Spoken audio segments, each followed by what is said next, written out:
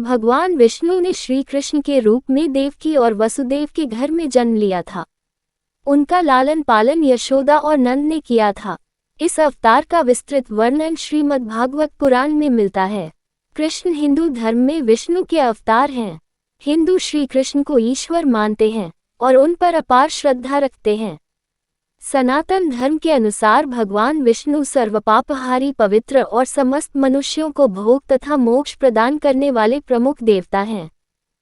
जब जब इस पृथ्वी पर असुर एवं राक्षसों के पापों का आतंक व्याप्त होता है, तब तब भगवान विष्णु किसी न किसी रूप में अवतरित होकर पृथ्वी के भार को कम करते हैं।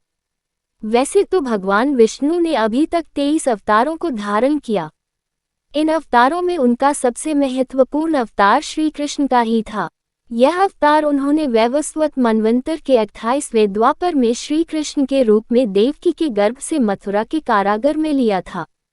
वास्तविकता तो यह थी, इस समय चारों ओर पापकृत्य हो रहे थे। धर्म नाम की कोई भी चीज नहीं रह गई थी। अतः धर्म को स्थापित करने के लिए श्री कृष्ण अवतरित हुए थे।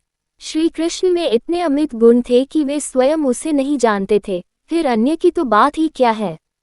समस्त देवताओं में श्री कृष्ण ही ऐसे थे जो इस पृथ्वी पर 16 कलाओं से पूर्ण होकर अवतरित हुए थे।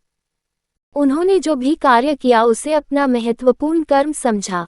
अपने कार्य की सिद्धि के लिए उन्होंने साम दाम दंड भेद सभी का उपयोग किया, क्योंकि उनके अवतीर्ण होने का मात्र एक उद्देश्य था कि इस पृथ्वी को पापियों से मुक्त किया जाए। अपने इस उद्देश्य की पूर्ति के लिए उन्होंने जो भी उचित समझा वही किया।